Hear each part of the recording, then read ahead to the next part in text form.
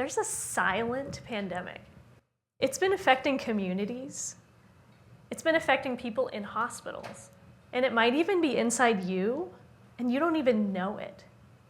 It's killed millions of people, but most of us know almost nothing about it. I'm talking about antimicrobial resistance. So antimicrobial is a broad term for medicines that we use to treat or prevent infections. These are really important medicines, like antibiotics, antivirals, and antifungals. Antimicrobial resistance happens when the germs that cause infections find a way to outsmart how our medicines work. And when that happens, our medicines are no longer effective. That means that infections are more difficult and sometimes even impossible to treat. You can think of it like we're trying to fix an old leaky pipe. There's a leak here, and you can think of that as like a germ causing an infection. But we have a tool. In this case, it'll be our antibiotic that can stop that leak. Now, this works for a while, but the pressure keeps building and building until we spring a huge leak somewhere else. And so just as the water finds a way around our repair, germs find a way to outsmart how our medicines work. They can do this a lot of different ways. Some germs find a way to stop the antibiotic from even getting inside them, like they're putting on a bulletproof vest. Other germs, once the antibiotic gets inside, they can find a way to just spit it back out. And still others carry the instructions for how to chew up antibiotics in their pocket. So the antibiotics don't work anymore. And the scary thing about those is they can share those instructions with all their germy friends. The World Health Organization estimates that nearly 5 million people will die this year related to antimicrobial resistance.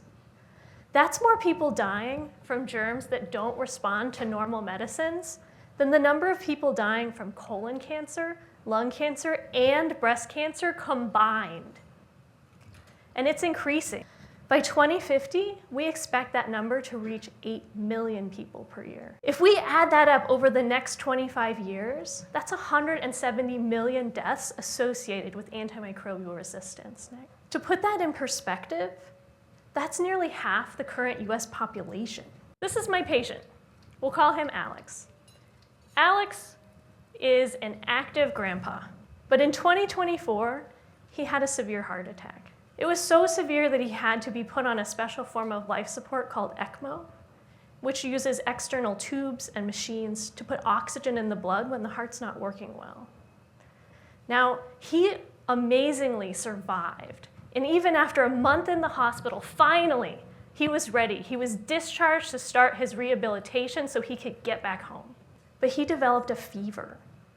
And the doctors there discovered that he had an infection where one of those tubes had been.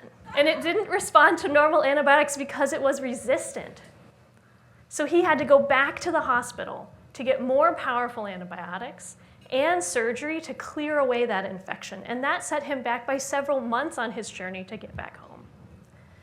And I'm passionate about this issue because I've treated so many people just like Alex, just like you and me, even when we do everything right, because antimicrobial resistance can literally happen to anyone.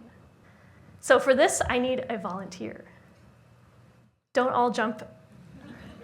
Okay, what's your name, sir? You can stay seated. I'm Graham. Graham, I've never met you before. Have a seat, have a seat. Let's have a round of applause for Graham, volunteering for science. Thank you. So Graham, unfortunately, has a resistant germ in his body.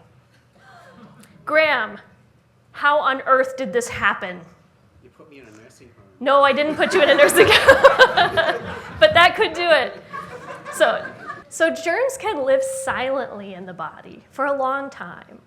So Graham may have had this germ in his body for years and not even known it. And this makes it really hard for researchers like me to figure out exactly when and how Graham got that resistant germ in the first place. So we need to better understand this step, how that resistant germ got to Graham in the first place, so we can find ways to stop it next. The goal of our research is to understand how resistant germs happen, how they get into a person, and then how they go on to cause infections. And by understanding those steps, we can find the best ways to intervene and stop those germs in their tracks. So how are we going to figure out where Graham's germ came from? We know that germs can be spread from other people. And we also know that germs can live silently in the body. And we won't know they're there until something happens. So let's say, for example, that Graham gets admitted to my hospital, and I give him a whole bunch of antibiotics. The normal germs inside Graham's body will die, but the resistant germs won't. They'll survive, and they'll keep growing, and sometimes they can take over and cause an infection. So how can we figure this out? The cool thing here is that germs have DNA, just like humans do. And these are the instructions for how something stays alive. Just like detectives, we can use the genetic codes of the germs themselves to understand how they spread and how they became resistant to antibiotics in the first place.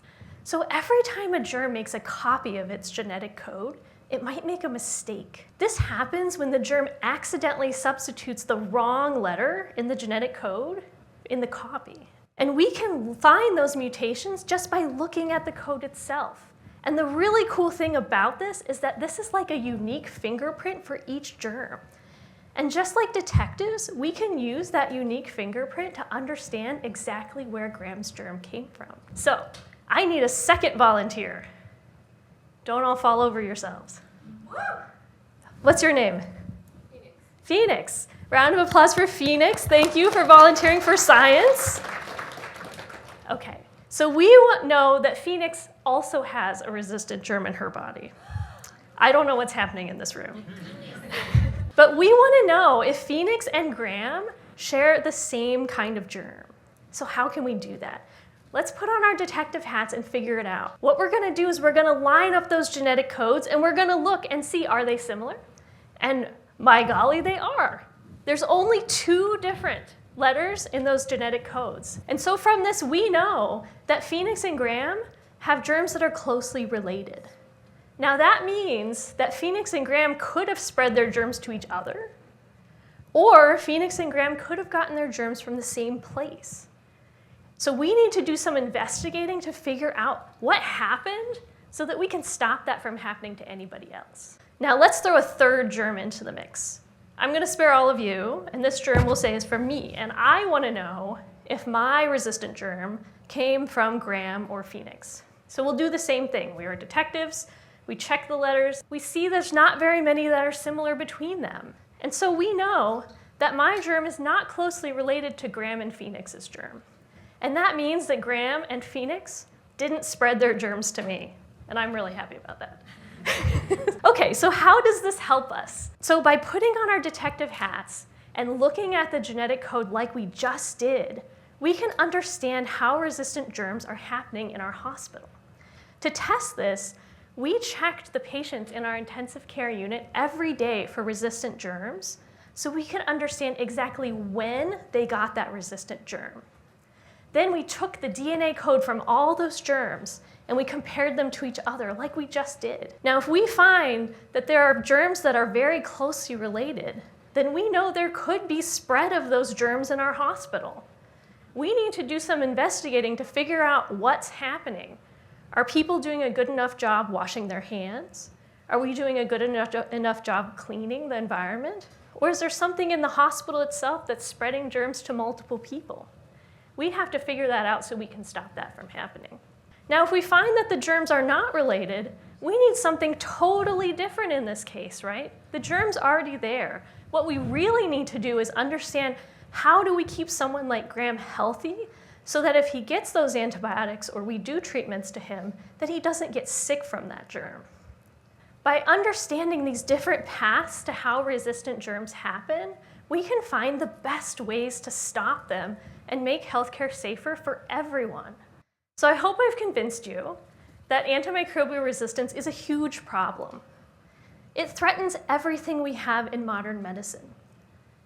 If we don't have medicines that work to treat infections, then everything we do, like surgery or chemotherapy, is so much riskier. And by understanding how resistance happens, we can find better ways to stop it and make healthcare safer for everyone. So, are you ready?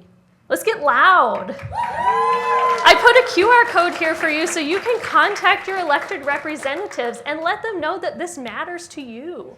You want safe healthcare. You don't want infections, and we don't want resistance. So we need support. Please do that if you are excited about this topic, and please reach out to me to find out more or find out how you can help.